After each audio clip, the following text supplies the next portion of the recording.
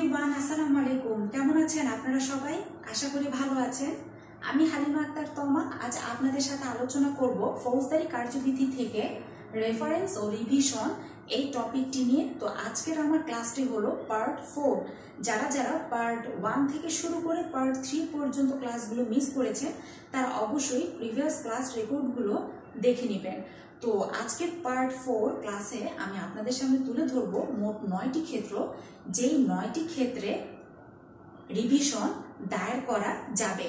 তো যারা যারা বাংলাদেশ বার কাউন্সিল এবং জুডিশিয়ারি পরীক্ষার্থী ভাই বোনেরা আছেন, আপনারা খুব তাড়াতাড়ি খাতা কলম হাতে নিয়ে ভিডিও ক্লাসটি শুনতে শুনতে লিখে ফেলুন। তো চলুন বিস্তারিত এগোনো যাক।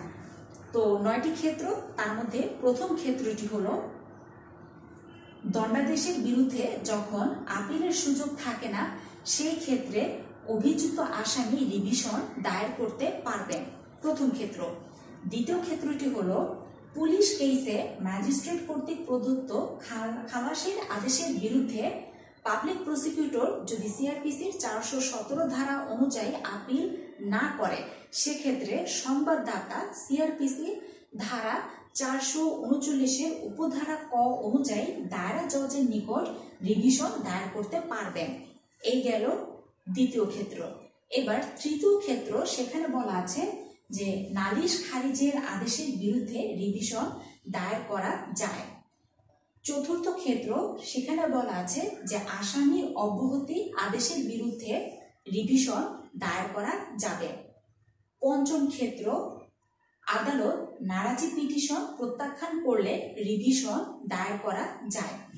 ষষ্ঠ ক্ষেত্র, ম্যাজিস্ট্রেট 249 ধারায় সিআরপিসি 249 ধারায় মামলার কার্যক্রম বন্ধ করে আসামিকে মুক্তি দিলে রিভিশন দায়ের করা যায়।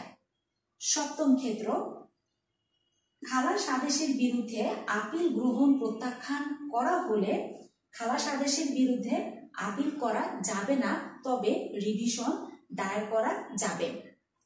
অষ্টম ক্ষেত্র, সেখানে বলা আছে যে আমাদের ফৌজদারি কার্যবিধির ধারা 412, ধারা 413 এবং ধারা 414 এই ধারাগুলোতে যেই সকল ক্ষেত্রে আপিল করা যায় না, সেই সকল ক্ষেত্রে রিভিশন দায়ের করা যাবে। সর্বশেষ নবম ক্ষেত্র, এখানে বলা আছে আইনগত ভুল। তো আইনগত ভুল যদি কোথাও হয়ে থাকে তবে সেই ক্ষেত্রে রিভিশন দায়ের করা যাবে।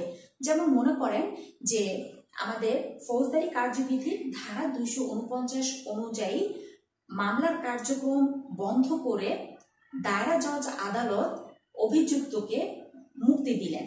তো এই আদেশের বিরুদ্ধে হাইকোর্টে রিভিশন দায়ের করা যাবে, কারণ এখানে একটা আইনগত ভুল আছে। আইনগত ভুল হলো যে দায়রা জজ আদালত এই সিআরপিসির ধারা 249 অনুযায়ী মামলা বন্ধ করে, মামলার কার্যক্রম বন্ধ করে অভিযুক্তকে মুক্তি দেওয়ার মতন কোনো ধরনের ক্ষমতা রাখেন না। তো আইনগত ভুল যদি কোথাও হয়ে থাকে তাহলে অবশ্যই সেই ক্ষেত্রে রিভিশন দায়ের করা যাবে। তো এই হলো আজকের ক্লাস পার্ট 4 ওভারঅল আলোচনা। কেমন লাগলো আজকের ক্লাসটি? অবশ্যই আপনাদের মূল্যবান মন্তব্য কমেন্ট বক্সে লিখে জানাবেন। আর আমার সাথে যুক্ত হতে আমার ফেসবুক পেজে ফলো বাটন প্রেস করে এবং ইউটিউব চ্যানেলটি সাবস্ক্রাইব করে সাথেই থাকবেন।